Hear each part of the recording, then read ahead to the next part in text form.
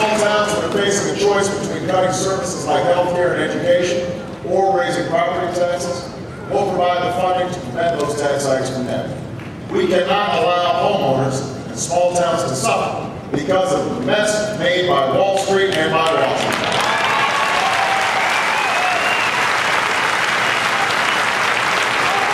And for those Americans in danger of losing their homes, today I'm also proposing a 3-month moratorium on foreclosures.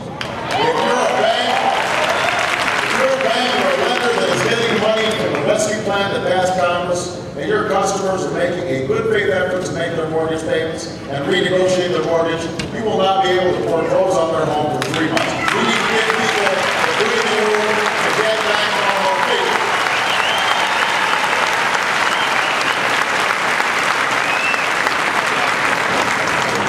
Finally, this crisis has taught us that we can't have a sound economy with a dysfunctional financial system. You know, we passed a financial rescue plan that has a promise to help stabilize the financial system, but only if we act quickly and effectively and aggressively. The Treasury Department has to move faster with their plan to put more money into struggling banks so they have enough to lend.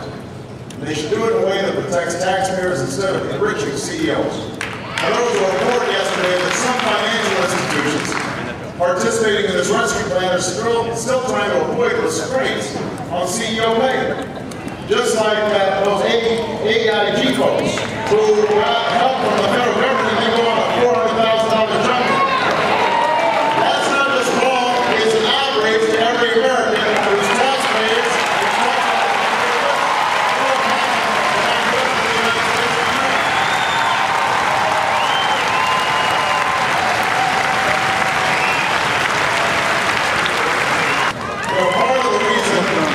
part of the reason this crisis occurred, if we're honest with ourselves, everyone was living beyond their means. From Wall Street to Washington to even some on Main Street. CEOs got greedy. Politicians spent money they didn't have. Lenders tricked people into buying homes they couldn't afford. And some folks knew they couldn't afford them, and they bought them anyway. We've lived through an era of easy money, in which we were allowed and even encouraged to spend without limits, to take out as many credit cards as possible, to take out the home equity loans, to borrow instead of save.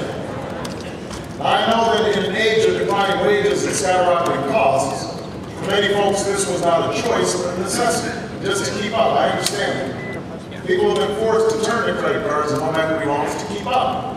Just like our government has borrowed from China and other creditors to help pay its bills. But we now know how dangerous that can be.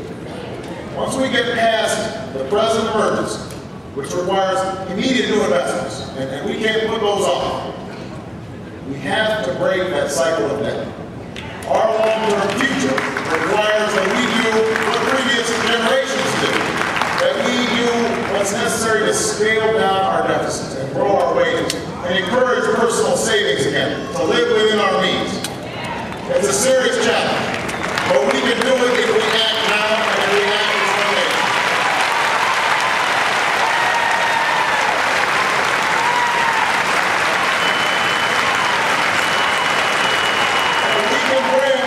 We can bring a new era of responsibility and accountability to Wall Street and to Washington. We can put in place common sense regulations to prevent a crisis like this from ever happening again. We can make investments in the technology and innovation that will restore prosperity and lead to new jobs and a new economy for the 21st century. We can restore a sense of fairness and balance. It will give every American a fair shot at their American dream. And above all, we can restore confidence. Confidence in America, confidence in our economy, confidence in ourselves. You know, this country and the dream it represents are being tested in a way that we haven't seen in nearly a century. And future generations will judge ours by how we respond to this test. Will they say this was a time when America lost its way, when it lost its purpose, when we lost our nerve, when we allowed our own petty differences and our broken politics to plunge this country into a dark and painful recession? Or will they say, this was another one of those moments when America overcame, when we battled back to adversity by recognizing that common stake we have in each other's success? Toledo, I think this is one of those moments. I realize you're cynical and fed up with politics. I understand you're disappointed and even angry with your leaders. You have every right to be.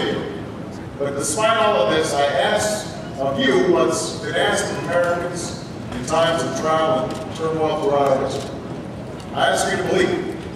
Believe in yourselves, believe in each other, believe in the future we can build together, because I believe together we get our thing. Not now. Not when we have a crisis to solve and an economy to save. Not when there's so many Americans without jobs and without homes. Not when there are families who can't afford to see a doctor, or send their child to college, or pay their bills at the end of the month. Not when there's a generation that's counting on us to give them the same opportunities, the same chances that we had for ourselves. We can do this because we've done it before. You know, everybody here in this audience has a story. And if you go back to your family's history, you'll find that somebody somewhere has a parent who said, you know, maybe I can't go to college, but I'm going to work hard to make sure my child can go to college. Everybody here has got a story. I'm a grandparent who said, maybe I've got to work in a dirty, tough job, but maybe my grandchild, he'll be able to afford to buy his own business. Everybody here has got somebody, maybe a great-great-great-grandparent, who said, you know, I live in a country where there's no freedom and there's no opportunity, but there's this nation across the water there called America. And if we travel to that country and we work hard, there's nothing we can't achieve. Now, somebody, maybe you've got a story in your past of a grandparent who said, I'll never run for office, but maybe my child can be a congressman. Maybe my child can be a mayor. Maybe, just maybe, my child can run for the presidency.